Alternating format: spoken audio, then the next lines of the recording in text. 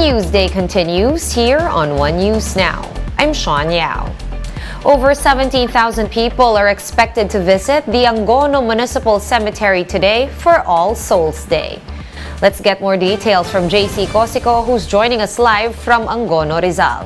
Hi JC, what do you have for us?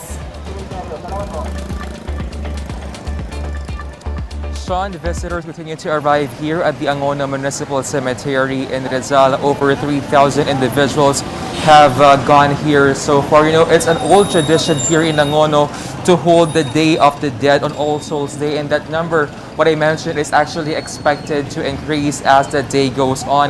Now, some people even took a leave from work and from school to visit the graves of their dearly departed loved ones here. Sean. All right, are they imposing any restrictions on visitors today? Are they allowing children to enter the cemetery? Some people, regardless of age and vaccination status, are allowed to enter the cemetery as long as they are wearing their face mask. You know, as usual, pointed objects, flammable materials, and also alcoholic beverages remain to be prohibited to be brought inside the cemetery. Sean. All right, and are there still any marks or any evidence that, of course, Typhoon Paeng flooded Angono just over the weekend? How is the hygiene and cleanliness situation over there? Sean, some graves here at the Angono Municipal Cemetery remain flooded following the onslaught of Typhoon Paeng. Now, grave visitors had to jump over tombs just to get to the tombs of their departed loved ones. Now, the LGU looks into pumping water in affected areas for now, and they're also looking to reorganize them in apartment-type graves. That is their long-term plan in this cemetery. Sean. Are they implementing strict opening hours over there at Angono Municipal Cemetery, JC? Sean, according to the management, the cemetery will be open 24 hours for today, and security personnel are also deployed in the area to ensure peace and security. As again, the number of visitors here is expected to increase as the day goes on. Sean. All right, thank you so much for that update. JC Cosico reporting to us live from Angono in Rizal. And one group of doctors is still recommending mask use for children inside classrooms amid the return of full face-to-face classes. The Philippine Federation of Professional Associations noted that children are very prone to catching coughs and colds. The national government previously allowed voluntary use of face masks in both indoor and outdoor settings. The Education Department also allowed the implementation of this policy inside classrooms. Maraming inuubo sinisipon, kaya nararapat pa rin isuot ang mask, hindi lang pang-prevention sa COVID, pang-prevention po natin sa flu o influenza. Ina-advise pa rin pagsuotin ng mask ang ating mga kabataan sa loob ng eskwelahan kasi marami sa ating classrooms ay fully aircon, walang daloy ng hangin sa loob. We're gonna pause for a quick break, but we will be back with more stories after that. Keep it here on One News.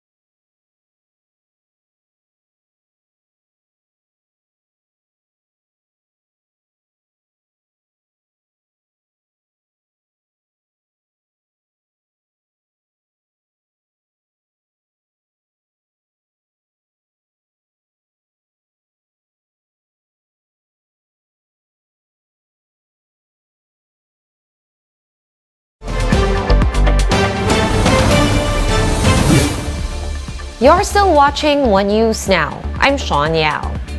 Authorities are set to file cases over the killing of radio broadcaster Percy Lapid. Marlene Alcaide is joining us from the Justice Department in Manila to give us an update. Hi Marlene, what is the latest on this case?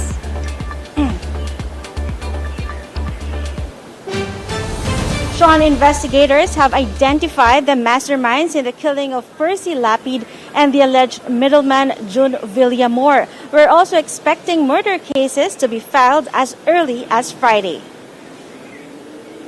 Roy Mabasa, the brother of slain radio broadcaster Percy Lapid, arrived with his lawyer and spokesperson at the Department of Justice on Wednesday morning. This is for a case conference with Justice Secretary Boying Remulla and investigators from the National Bureau of Investigation. Authorities explained the timeline and showed the affidavits that they have gathered. Mabasa says authorities have already identified the alleged masterminds in the killing of his brother and the alleged middleman in the murder, June Villamor. However, he refused to give more details. Meron ng tinutumbok, subalit I'm not at liberty to say to you kung ano yung mga pangalan o kakikilanlan.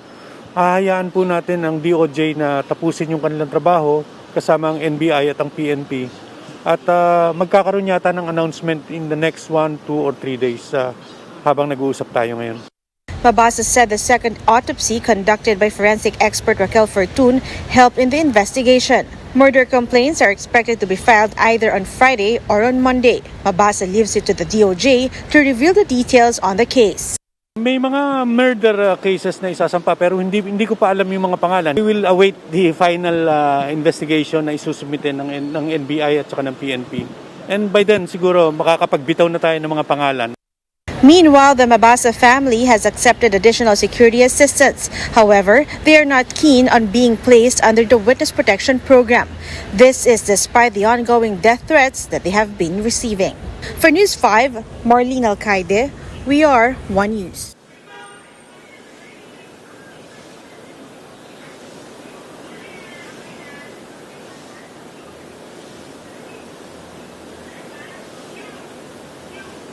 Sean, the family of the slain broadcaster is again appealing to the suspects at large to surrender.